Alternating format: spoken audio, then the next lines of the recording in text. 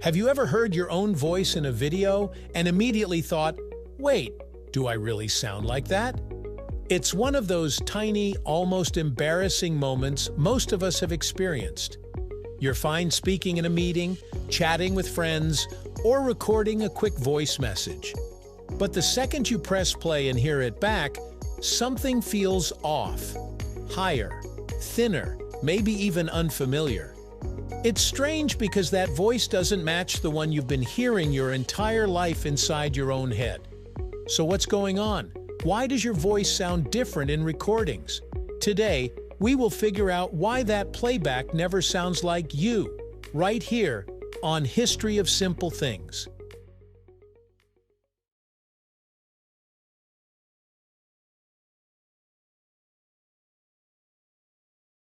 Believe it or not, people were shocked by this long before the digital age. The confusion actually dates back to the late 1800s, when early sound recording devices like Thomas Edison's phonograph allowed people to hear themselves for the first time. Before that, no one could replay their own speech. Your voice simply vanished into the air after you spoke. When recordings became possible, many people reportedly felt shocked or unsettled by how they sounded. It wasn't that the machines were wrong. It was that, for the first time in history, humans were hearing their voices the way everyone else always had. To understand why this happens, we need to look at how sound normally reaches your brain. When you speak, your vocal cords vibrate inside your larynx, creating sound waves. Those sound waves travel through the air and enter your ears. That part is straightforward. But here's the twist. When you hear yourself talk in real time, you're not just hearing your voice through the air, you're also hearing it through your skull. This second pathway is called bone conduction. As your vocal cords vibrate, those vibrations travel through the bones of your head directly to your inner ear. Bone conduction emphasizes lower frequencies, which means it boosts the deeper tones of your voice.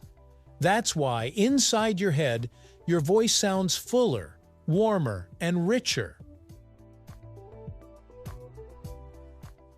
When you listen to a recording, however, you're only hearing the air-conducted sound. There's no vibration traveling through your skull. The microphone captures what everyone else hears, the external version of your voice, without the added bass boost from bone conduction. The result? A voice that often sounds slightly higher, thinner, or sharper than what you're used to. In other words, the recording isn't distorting your voice, it's revealing it. But there's more to it than just physics. Psychology plays a role too. The voice you hear in your head has been part of your identity for your entire life. It's tied to your thoughts, your personality, your sense of self. When the recorded version doesn't match that internal expectation, your brain flags it as unfamiliar. And humans are wired to be cautious around unfamiliar things, even if that thing is your own voice. Researchers have found that people often rate recordings of their own voice more negatively than others do. It's not necessarily because the voice sounds bad.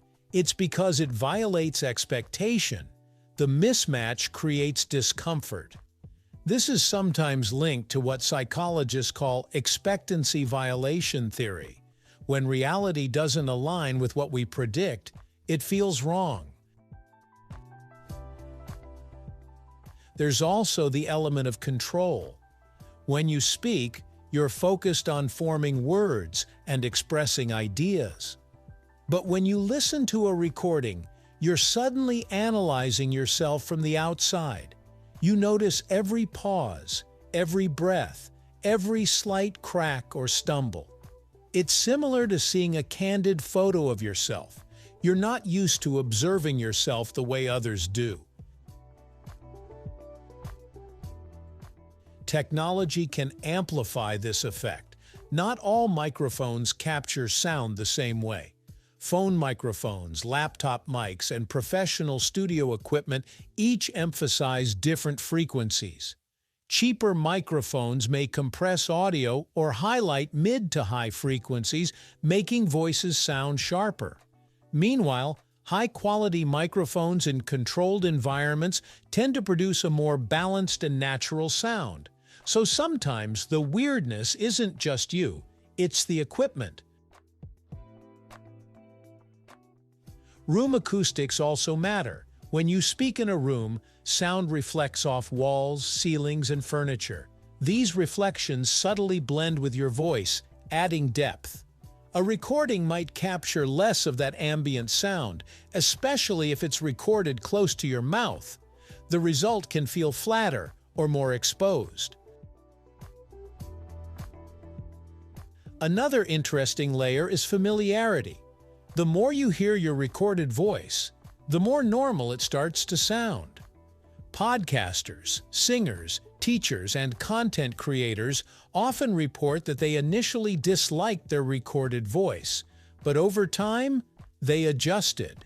Their brains updated the internal model of what I sound like. What once felt strange eventually became ordinary. There's even research suggesting that our discomfort isn't purely about sound quality. It's about identity. Your voice is deeply personal. It carries age, gender cues, emotion, and personality traits. Hearing it from an outside perspective can feel like stepping outside yourself. It's a reminder that how you perceive yourself and how the world perceives you are not always identical. Interestingly, other people usually don't notice anything unusual about your recorded voice. To them, that is your voice. The version you hear in recordings is the version they've always known. The only person experiencing the mismatch is you. So the next time you cringe at a voice memo, remember, nothing is wrong. Your ears aren't broken. The microphone isn't lying. You're just hearing your voice the same way the rest of the world always has. The difference comes down to physics, air conduction versus bone conduction, and a little psychology layered on top. In a way, it's a beautiful reminder of how complex something as simple as speaking really is. Every word you say travels through air, through bone, through tiny structures in your inner ear, and finally into the electrical signals your brain interprets as sound. And depending on the path those vibrations take, your reality shifts ever so slightly. What feels familiar isn't always objective. Sometimes it's just what we're used to hearing. And maybe that's the most fascinating part of all. Thank you for watching. If you have suggestions for our next video, feel free to share them in the comments below. We'll be sure to give you an acknowledgement for your contribution. Thank you for joining us on this journey through the history of simple things. Don't forget to like, subscribe, and stay tuned for more stories woven through the smallest details.